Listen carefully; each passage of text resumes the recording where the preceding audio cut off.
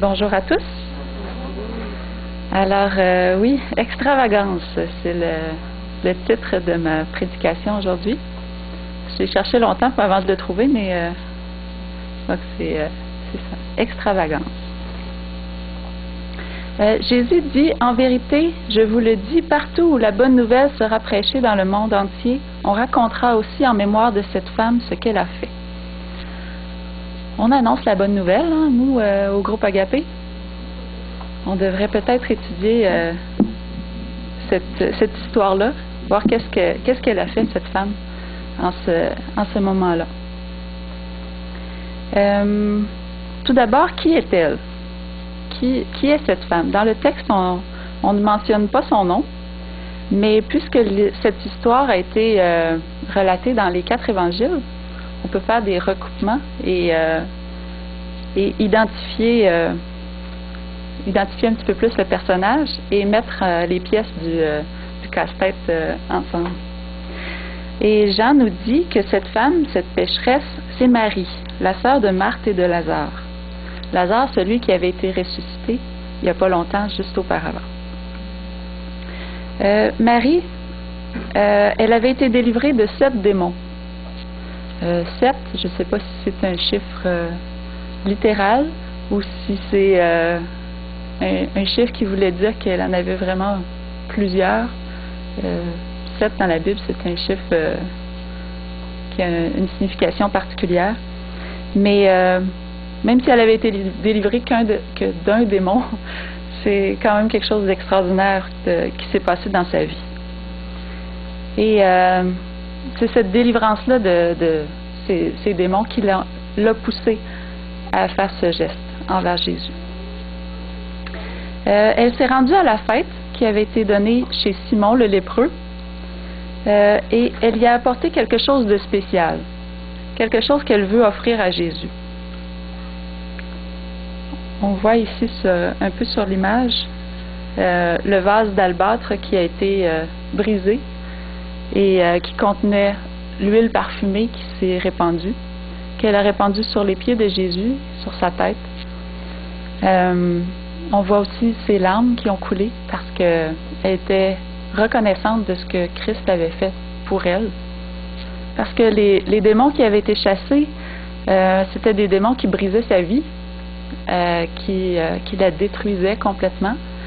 Et c'était aussi des démons qui avaient été difficiles à chasser puisque Jésus-Christ lui-même a dû prier à 6 reprises 6-7 reprises pour qu'elle soit délivrée de ces démons-là.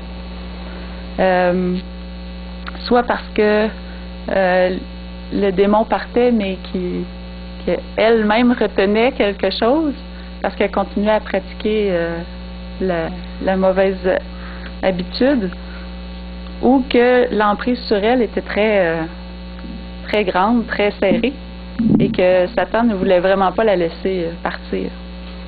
Mais on sait que cette délivrance, pour elle, ça a bouleversé complètement sa vie. Puis, elle voulait poser un geste envers Jésus qui... elle cherchait qu'est-ce qu'elle pouvait faire pour remettre à Jésus tout le bonheur et toute la joie et la paix et comment lui dire merci. Dans le fond, je suis contente d'avoir entendu l'histoire de Krasimira tantôt parce que c'est vraiment le thème d'aujourd'hui. La gratitude que Marie avait envers Jésus. Et tout ça se passe dans la maison de Simon, qui avait été, lui, guéri de la lèpre. Donc, les 2 personnages avaient été délivrés par Jésus, mais ils ont vécu cette fête-là d'une façon différente l'un de l'autre. On pourrait peut-être prendre... j'ai dit tout à l'heure que l'histoire avait été racontée dans les 4 évangiles.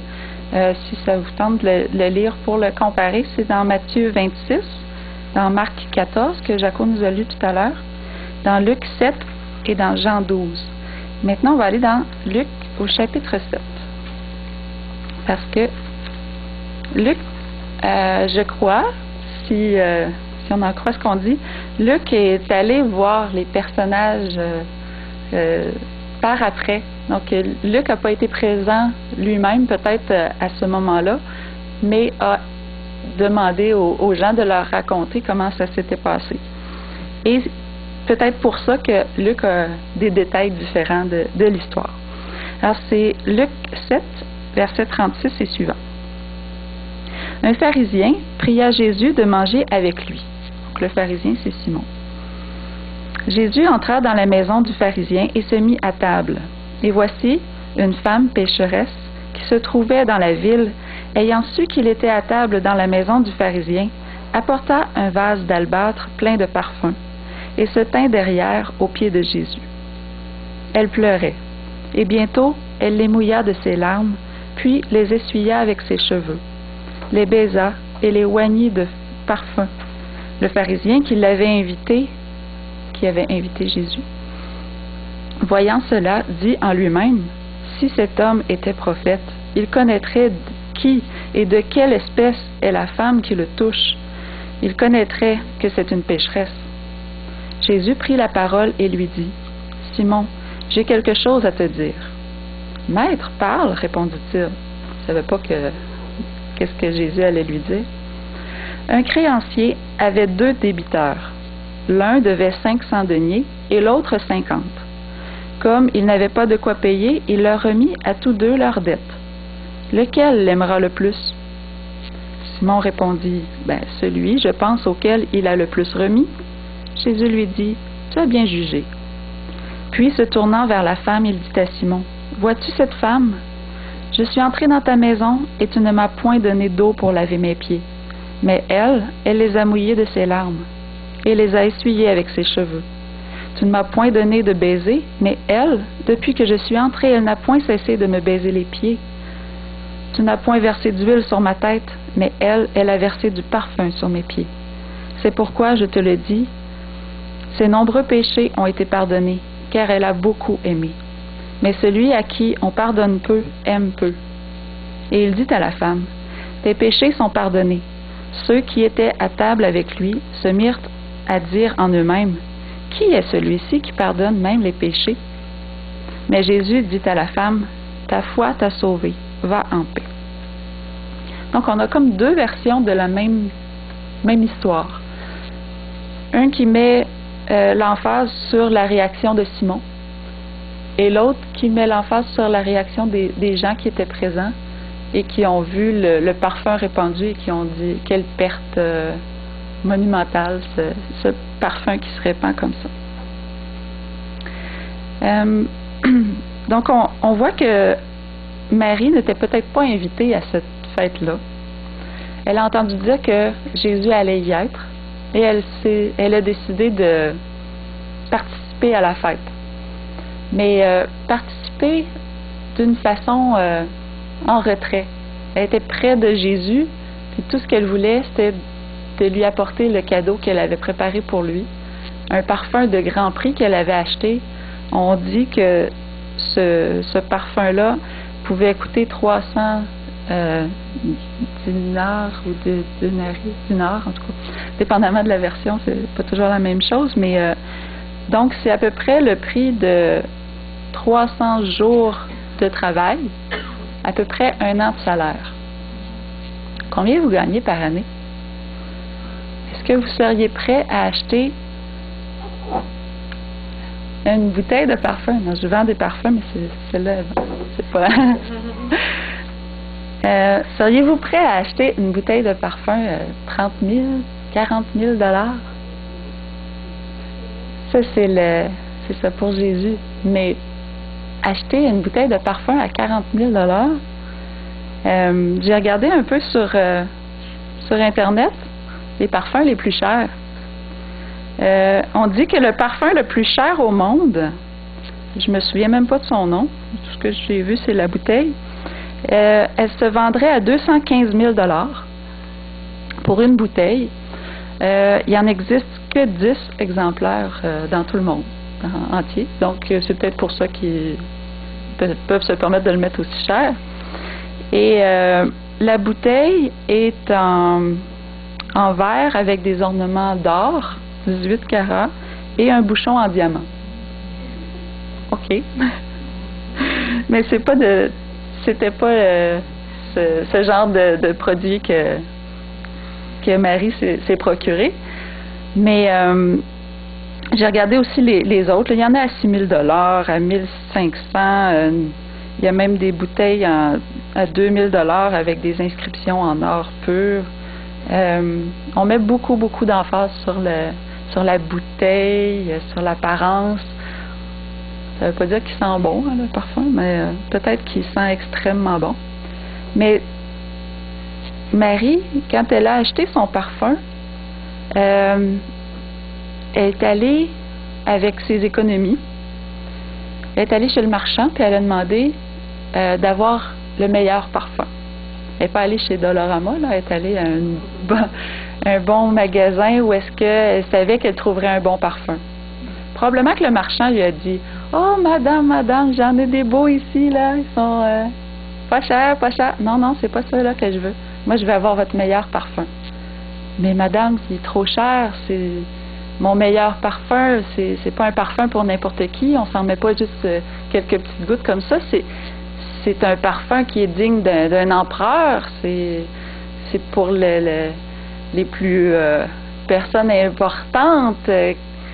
Ben justement, c'est ce parfum-là que Marie voulait parce qu'elle voulait l'offrir à Jésus. Elle a apporté le vase avec elle, puis Ellen White nous dit que elle gardait ce parfum-là pour le jour où Jésus allait mourir. Parce que elle avait entendu Jésus dire qu'il allait mourir, puis elle avait préparé ça pour ce moment-là, pour aller embaumer son corps. Mais il y a quelque chose en elle qui a fait qu'elle ne pouvait pas attendre ce moment-là. Parce que Jésus, quand il serait au tombeau, il ne pourrait pas sentir le parfum, il ne pourrait pas apprécier l'odeur. Puis elle, ce qu'elle voulait, c'était lui faire plaisir à lui, puis le remercier lui. Alors, il y a eu quelque chose, un élan en elle qui lui a fait aller voir Jésus avant même qu'il meure, et elle voulait lui offrir le parfum. Lorsqu'elle a brisé le parfum et qu'elle en a répandu sur la tête et sur les pieds de Jésus, elle voulait le faire pour Jésus. Elle voulait pas le faire en démonstration. Elle était en retrait, puis elle était sincère, elle était joyeuse de le faire, mais il y avait comme une boule d'émotion en elle qui disait je suis en train vraiment de faire quelque chose de spécial. Les larmes lui sont montées aux yeux, un peu comme moi quand je lisais l'histoire, je suis venue un petit peu émotive puis émue, puis je me suis dit waouh, elle bénit tout ce qu'on voudrait faire nous pour Jésus, elle l'avait devant elle, puis elle pouvait le faire. Elle a été bénie. Puis les larmes sont venues à ses yeux, puis elle a pensé à toutes les douleurs qu'elle avait eues, puis que Jésus avait mis fin à ça, puis une nouvelle vie commençait pour elle, puis elle était vraiment heureuse de cette délivrance-là qu'elle avait. Puis elle savait que toute seule, elle n'était pas capable d'être délivrée de ces démons-là. Elle n'était pas capable de s'en sortir. Puis elle était dans un mur, comme si elle était dans une cage, et tout d'un coup, elle a été libérée par cet homme si spécial qui lui montrait que quand on lui fait confiance, quand on lui permet d'agir dans notre vie, tout peut changer. On peut être délivré de ce qu'on croyait même impossible. Puis le parfum s'est répandu, ses larmes se sont répandues sur lui. Elle les a même essuyées, peut-être avec ses cheveux, en disant « Mais voyons, je suis en train de pleurer sur mon maître. » Puis elle avait beaucoup d'amour et de reconnaissance, mais c'était pas un amour physique de Jésus, c'était au-delà de ça, c'était même pas taché par ça, c'était vraiment un élan profond de son cœur de reconnaissance pour lui. Mais si je prenais ma bouteille de parfum, puis que je l'échappais par terre. Est-ce que vous avez déjà échappé une bouteille de parfum? Des fois, on en renverse juste un petit peu, puis on... Ah là là, ça n'a pas de sens. Je me souviens quand j'étais plus jeune, je devais avoir l'âge de ma soeur, de ma fille Olivia. Ma soeur avait cassé une bouteille de parfum dans son sac. C'était son sac qu'elle prenait pour aller à l'église. Puis la bouteille avait cassé. C'était pas une grosse bouteille comme ça, c'était juste une petite chose qu'on met dans les sacs à main. Mais sa Bible a été imbibée de patchouli. Et c'était vraiment intense comme odeur. Je ne sais pas si vous connaissez un peu le patchouli, mais c'est déjà intense comme parfum. Mais imaginez quand c'est renversé sur un livre. Pendant des semaines, c'était presque impossible d'ouvrir le livre. Puis ma sœur était triste parce qu'elle se disait « Oh non, ma belle Bible que j'aimais tant, qui est soulignée partout, est plus utilisable. » Mais avec le temps, ça s'est amenuisé. Mais c'est drôle, quand je sens le patchouli maintenant, on dirait que ça sent la Bible. Ça a resté pendant des années et des années, cette odeur-là. Mais imaginez le parfum que Marie répand sur la tête et sur les pieds de Jésus a commencé à se répandre dans la pièce. Si je passais puis je vaporisais chaque personne ici, je suis certaine qu'il y a des gens qui se lèveraient et qui diraient « Moi, je vais respirer dehors. » Parce que, non, c'est trop intense. Mais ça devait être vraiment intense. Et j'ai lu un petit peu sur le parfum de nard. C'est un parfum qui est extrait des racines, je crois, d'une plante qui ressemble un peu à la valériane, je crois. Puis à cette époque-là, c'était une plante qu'on retrouvait dans le coin des Himalayas. C'était une plante un parfum qui venait de l'Inde. Ça devait être vraiment un produit très, très coûteux. Et de nos jours, on utilise moins ce parfum-là parce qu'il sent trop fort. Les gens ont délaissé un peu ce parfum-là parce qu'il est trop puissant. Alors imaginez, elle a brisé l'huile qui s'est répandue. Ça devait être intense dans la pièce. Et peut-être que Marie n'y avait pas pensé, parce que ce qu'elle voulait faire en secret pour Jésus, ben tout le monde l'a vu, tout le monde l'a senti, puis on a commencé à lui faire des reproches. Si je passais puis je vaporisais tout le monde sans demander la permission, je sens que j'aurais des reproches. Parce que ça rentre dans notre bulle, le parfum. C'est comme... non, c'est un peu trop intense. Mais les premières réactions, ça a été « Ah, mais ce parfum, probablement très reconnaissable à son odeur particulière, c'est un parfum coûteux. » Puis tout de suite, il y a quelqu'un qui a dit « Ah, mais pourquoi gaspiller autant de parfum sur une seule personne? On aurait peut-être pu en mettre un petit peu sur la tête de Jésus, mais le reste, on aurait pu le vendre pour nourrir les pauvres et les...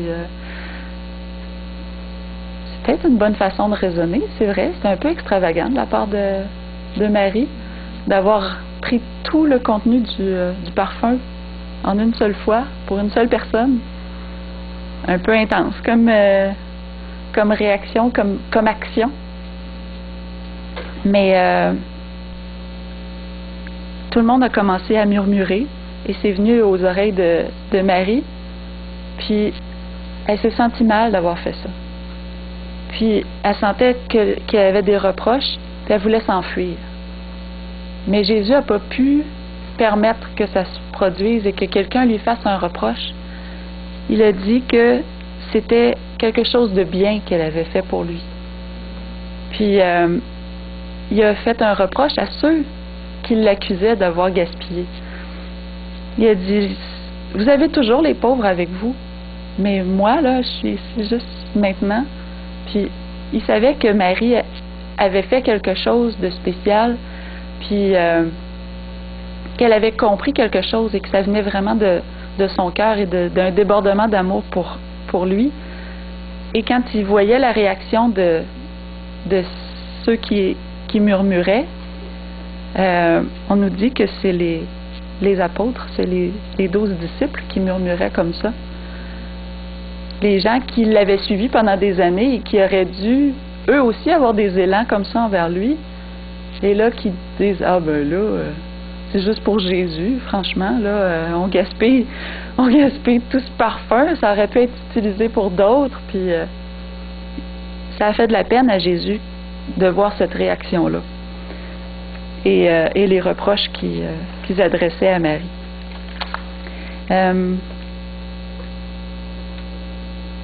Mais Jésus a été touché de ce geste-là de Marie parce que il voyait au-delà d'un parfum répandu ou des larmes répandues, parce qu'il y a des gens pendant tout son ministère qui l'ont remercié, qui étaient contents d'avoir été guéris par lui. Ce qu'il voyait dans ce geste-là, c'était le sacrifice que lui-même allait faire bientôt de sa mort sur la croix.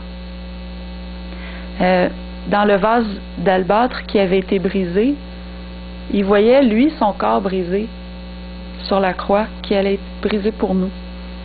Dans l'huile précieuse répandue sur le sol, il voyait son sang versé pour la rémission des péchés, mais qui allait pas servir à tous, dans le sens que il serait méprisé et rejeté par la majorité des habitants de la terre. Il voyait aussi dans la motivation de Marie son cœur brisé et repentant qui démontre son appréciation pour le sacrifice de Christ. Mais il voyait là-dedans le reflet de son amour à lui, pour nous. Dans Éphésiens 5, verset 2, on peut tourner ensemble si vous voulez. Éphésiens 5, verset 2. Ben, c'est 1 et 2, disons. Devenez donc des imitateurs de Dieu, comme des enfants bien-aimés, et marchant dans la charité, ou l'agapé, à l'exemple de Christ, qui nous a aimés et qui s'est livré lui-même à Dieu pour nous, comme une offrande et un sacrifice de bonne odeur.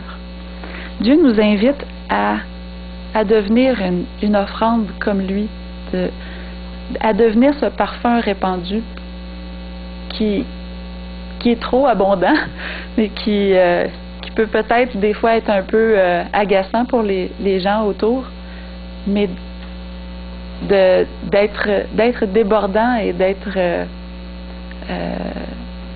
quelque chose qui se remarque, comment je dirais, quelque chose que les gens apprécient, quelque chose que les gens voient et qui disent, mais pourquoi tant de débordement? Parce que le sacrifice de Christ sur la croix, c'était vraiment plus abondant que... Imaginez, lorsque la décision a été prise de s'incarner et de venir sur la terre, c'était pour le péché d'Adam et Ève d'avoir mangé un fruit. Le Fils de Dieu qui doit mourir sur la croix par rapport à la transgression, il y a comme une démesure. Mais l'amour de Dieu est tout en démesure comme ça. Il n'y a pas d'équilibre par rapport à notre vision, nous, de l'amour. L'amour de Dieu, c'est grand, c'est sublime, ça dépasse tout ce qu'on pourra jamais comprendre. Quand on va être au ciel et qu'on va penser à l'amour de Dieu, on va en avoir pour l'éternité à méditer là-dessus. Dans le sacrifice de Marie, d'avoir pris toutes ses économies et d'avoir acheté un parfum si coûteux qui représentait 1 an de salaire, vous imaginez, Christ voyait son sacrifice à lui, de passer de la position qu'il avait au ciel et de s'incarner, de devenir un être humain pour l'éternité. Il y a quelque chose d'incroyable, de démesuré. Il s'est dépouillé lui-même, il s'est dépouillé de lui-même aussi pour devenir un homme. Et dans l'extravagance du geste de Marie, il a vu aussi l'extravagance de l'offrande fournie par le ciel, qui était suffisante amplement pour sauver le monde entier, mais qui serait appréciée par seulement une poignée des habitants de notre planète. C'est pour ça que Christ ne pouvait pas rien dire lorsque les gens ont commencé à critiquer Marie. Après l'histoire qu'on a lue tout à l'heure dans l'évangile de Marc, on voit que Judas s'en va pour vendre son maître pour quelques pièces. On voit dans cette différence-là entre Marie, qui est prête à donner tant d'argent, tant de valeur pour un geste, d'un autre côté, quelqu'un est prêt à vendre son sauveur pour quelques pièces.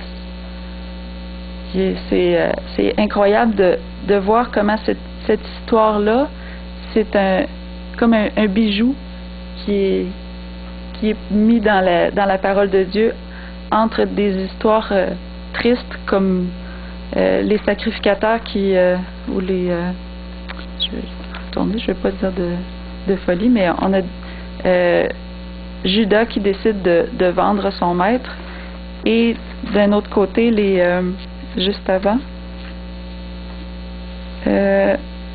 Marc 14 verset 1, la fête de Pâques et des pains sans levain devait avoir lieu 2 jours après.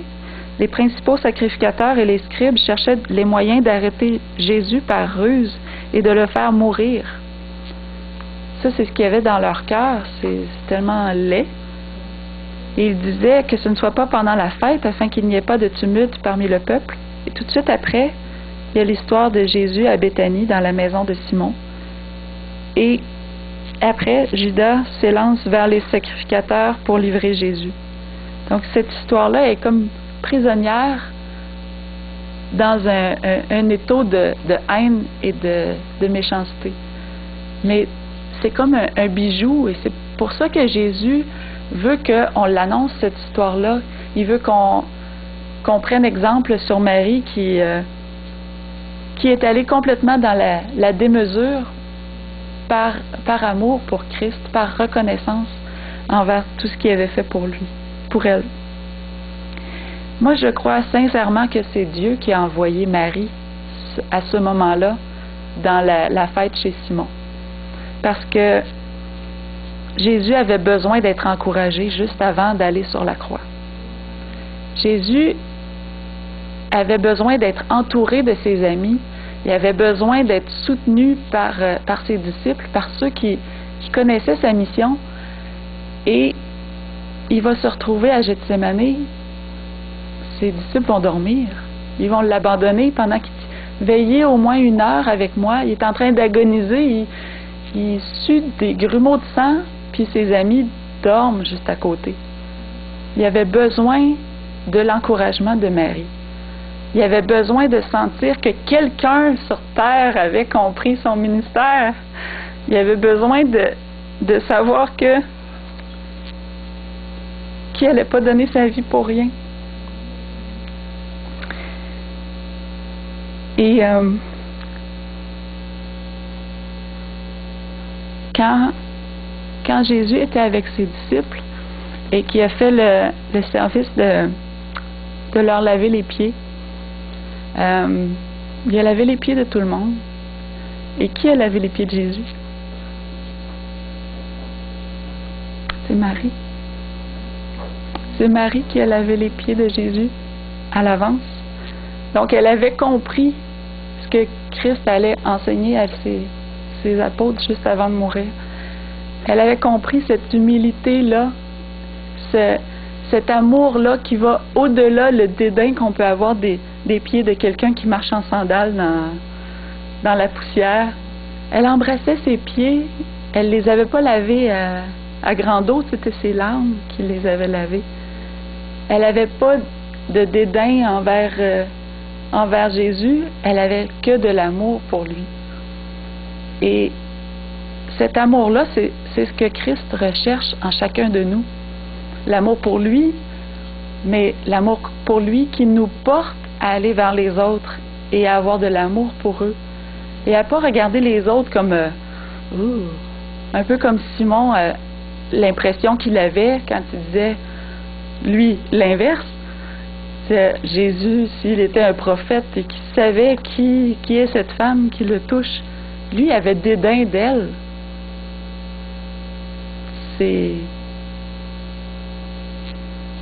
Dieu nous appelle à voir chaque personne comme étant quelqu'un qui a été racheté par le sang de Christ, quelqu'un que si elle avait été la seule personne sur terre, Christ serait venu quand même pour mourir pour cette personne-là. Jésus dit à Marie, va, ta foi t'a sauvée, va en paix. Est-ce que Marie avait besoin d'entendre ces paroles-là? Oui, elle avait besoin. Mais est-ce qu'elle ne le sentait pas déjà avant qu'elle était sauvée et que sa vie était complètement changée? Ces paroles-là que Jésus a dit, va en paix, c'était pour rassurer Marie que son geste n'était pas en vain et qui était agréé, mais c'était aussi pour les gens qui étaient là, pour dire, cette femme-là, regardez-la pas comme une pécheresse, parce que ses péchés ont été pardonnés.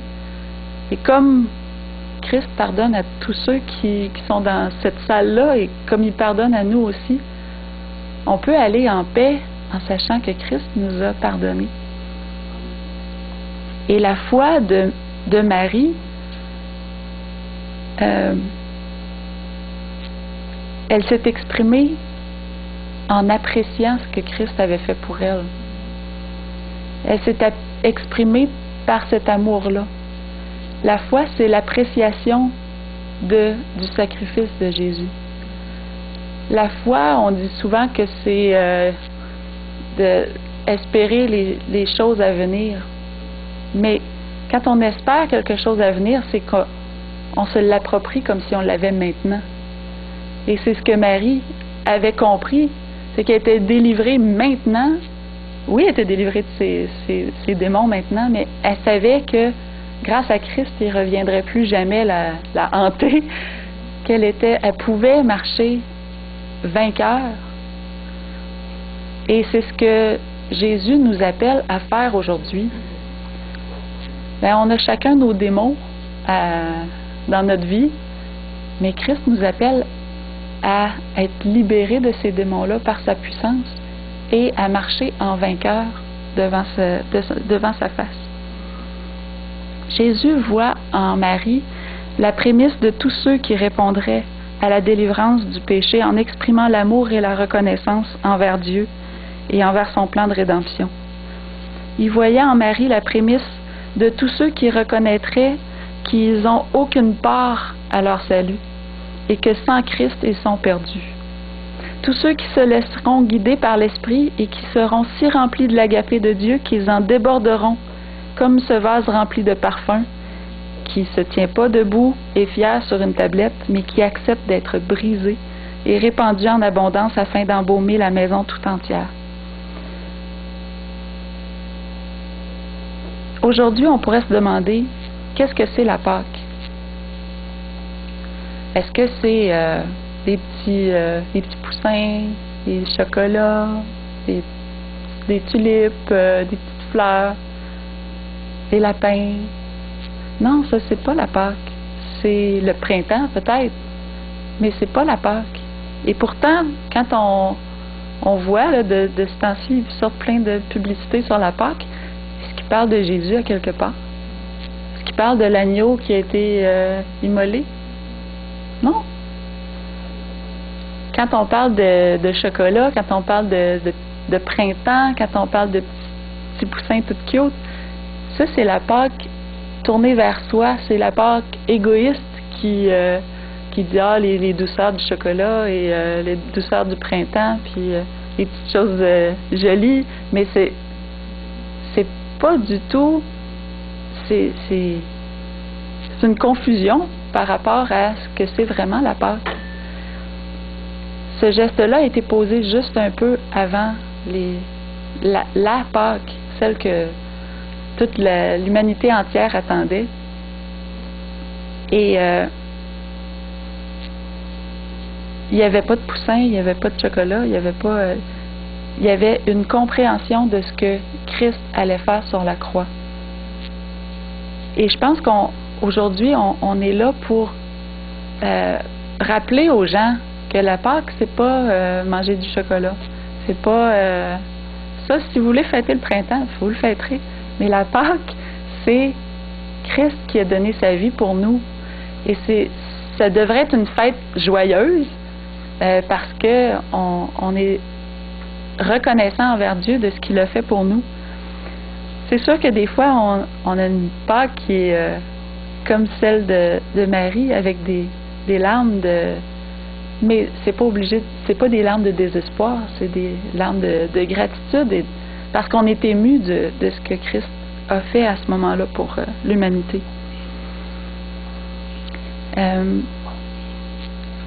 Marie, elle a été la prémisse pour Jésus de la génération qui se prépare avant son retour. Il a vu en Marie quelqu'un qui avait compris la vraie foi, qui avait compris l'amour et qui se laissait guider par le Saint-Esprit. Marie n'avait pas prémédité d'aller à cette fête-là et à faire un spectacle d'elle-même. C'est le Saint-Esprit qui l'a poussée à faire ça. Et elle y a répondu, au risque de se faire blâmer, au risque de passer pour une folle. De toute façon, elle était habituée parce que les gens disaient qu'elle était probablement folle avant avec les démons qu'elle avait.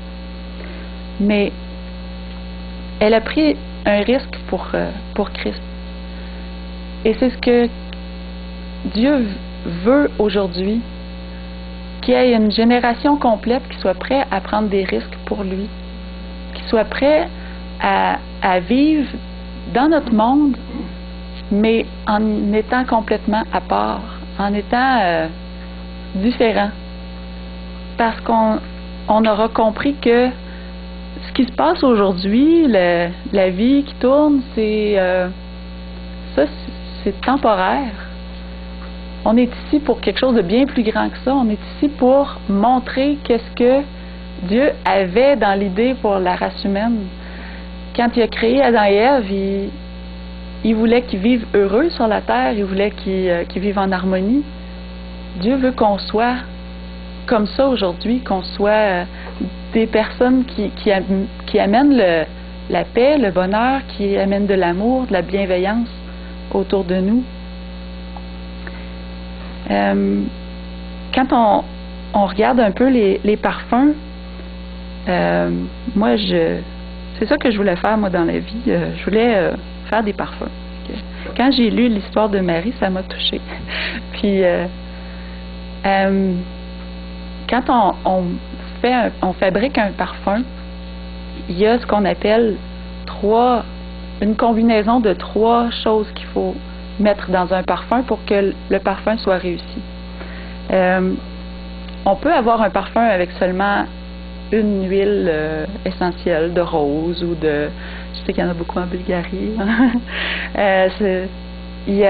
Il peut avoir seulement une odeur dans un parfum.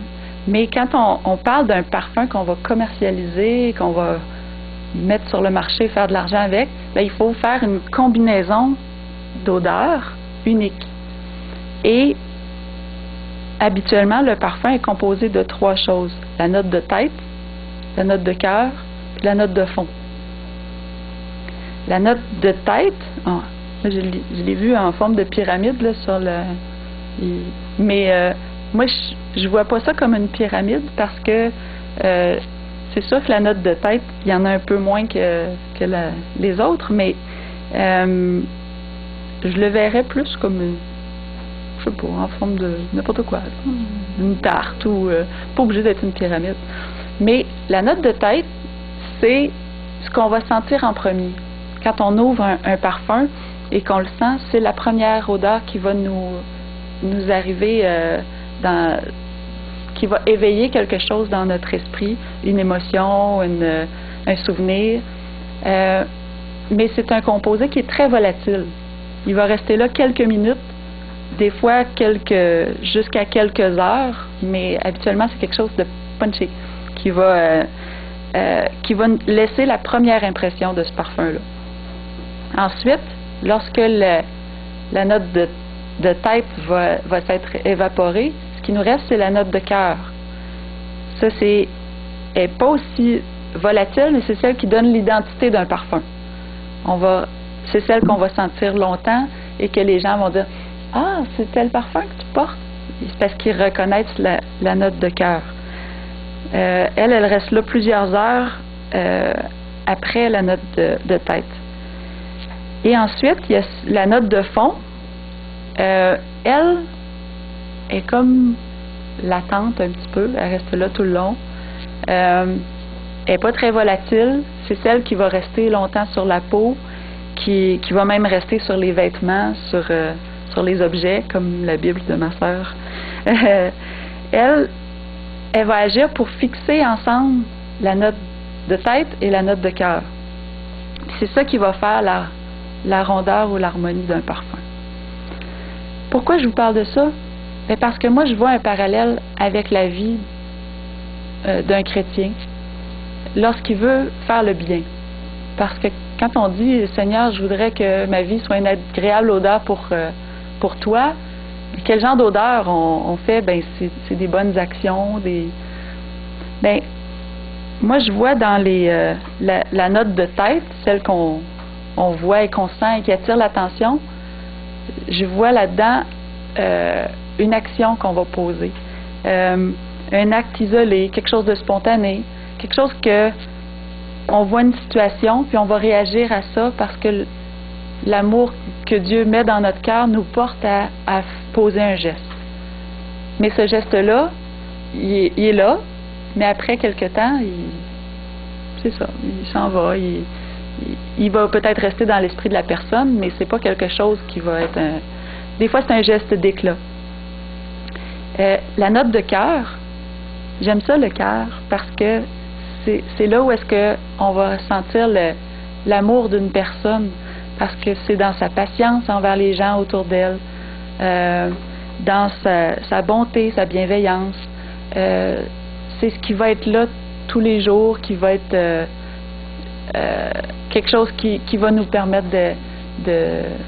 d'apporter de la joie, du bonheur et de voir. Les gens vont voir en nous quelqu'un qui a le caractère changé par Dieu, parce que on dirait que tout ce qu'elle fait, c'est facile, puis c'est bon, puis alors que la note de fond, celle qui va tenir la note de tête et la note de cœur ensemble, celle qui va permettre qu'il y ait des coups d'éclat des fois, et qui va permettre aussi que la personne est également fait des choses également gentilles tout le long de sa journée.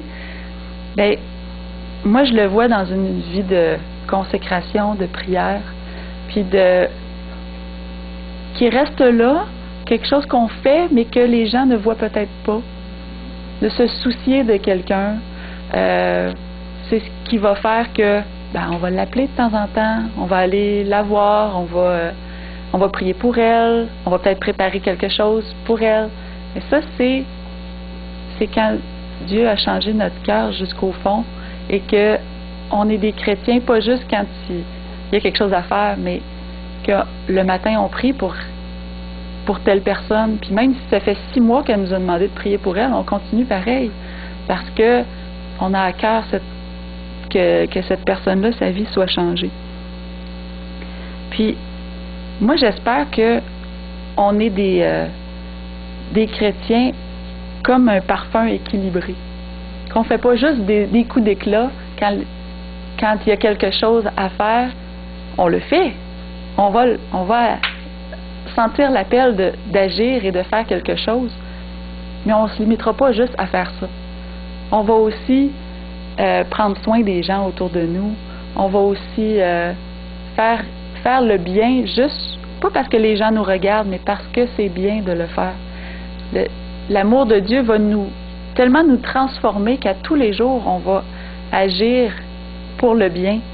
Puis c'est ce qui va être une bonne odeur et qui va persister dans le temps.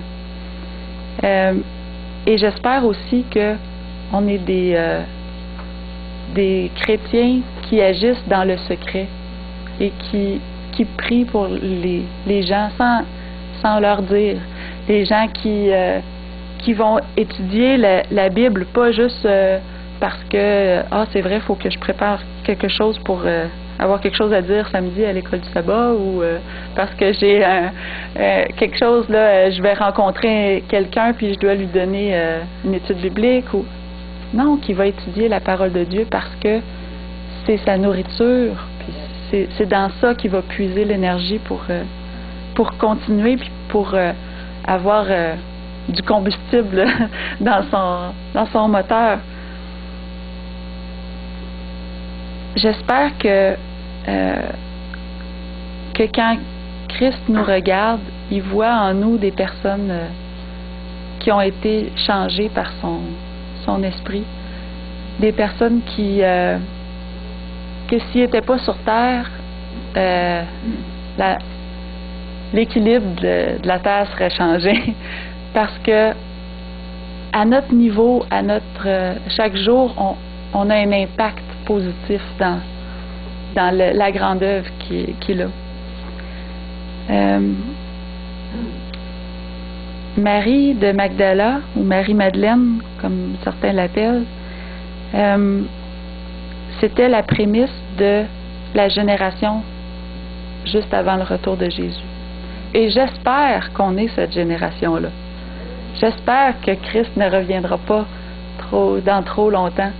Puis j'espère que on va être comme Marie, pas juste dans longtemps, mais maintenant qu'on est déjà transformé par son esprit, par l'esprit de Dieu.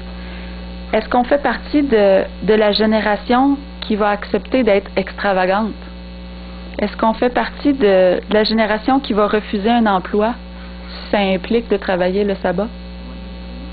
Est-ce que on est assez extravagant qu'on va accepter de passer pour saint d'esprit en affirmant que Dieu est le créateur de tout l'univers? Est-ce qu'on fait partie de la génération extravagante qui préférera éteindre la télévision pour aller jouer dehors, étudier la Bible, passer du temps en famille, au lieu de participer passivement à toutes les folies de ce monde et toutes les déceptions de Satan? Est-ce que on fera partie de celles qui donnent la dîme, que Dieu nous demande de donner 10%? Et si on dit ça, surtout dans le temps des impôts, comme maintenant, si les gens disent « Tu donnes 10% de ton salaire à ton église, hein? T'es fou! » Ben, c'est ça. Ben, moi, je vous dis, si vous donnez la dîme, vous faites rien d'extraordinaire. Pour le monde, oui. Mais Dieu vous demande de donner la dîme. Marie, qu'est-ce qu'elle a fait? Elle a donné au-delà. Si on dit à quelqu'un qui nous dit « Ah, tu donnes le 10%, tu lui réponds « Non, je donne bien plus que ça, je donne des offrandes aussi. » Tomber sur le dos. Ben voyons, t'es même pas obligé de donner ça, puis tu le donnes pareil. Ben oui, parce que l'offrande, c'est ce qui vient du cœur. C'est Dieu qui nous touche à donner plus que ce qu'il nous demande. Est-ce qu'on fait partie de la génération qui va affirmer aussi que le mariage est une institution sacrée et qu'un couple c'est constitué d'un homme et d'une femme? Mais surtout, est-ce qu'on fait partie de ces gens extravagants qui vont avoir compris que tous les sacrifices, toutes les démonstrations extérieures de piété, tous les talents ne servent à rien s'ils ne sont pas le résultat d'un amour désintéressé, et que cet amour ne peut vivre que dans un cœur rempli de la justice de Dieu. Donc, vidés de notre ego. Dieu nous appelle à être des gens extravagants dans notre monde. Peut-être que aujourd'hui, si quelqu'un faisait quelque chose comme Marie, même dans notre Église, certains diraient hey, elle exagère, on aurait bien pu utiliser cet argent-là pour faire de l'évangélisation, on aurait pu utiliser cet argent-là. On a souvent des réactions comme ça, même entre nous. On trouve que telle personne exagère. Mais qui est-ce qu'on est pour juger de qu'est-ce qui pousse cette personne-là? Qu'est-ce que c'est sa motivation? Il y a juste Jésus qui pouvait juger. Et puis, en tout cas, j'aimerais vous laisser en vous encourageant à être des personnes extravagantes. Pas extravagantes en vous habillant n'importe comment, mais en étant extravagantes parce que vous n'êtes pas ordinaires. Vous êtes des gens qui ont été touchés par la main de Dieu, des gens qui veulent remercier Dieu et même pas qui veulent le faire pour changer le monde, mais qui veulent le faire qui vont changer le monde seulement parce que ils vont agir tel que l'Esprit va leur parler. Et quand on agit selon l'Esprit, il y a des grandes choses qui se passent. Merci de votre attention. Amen.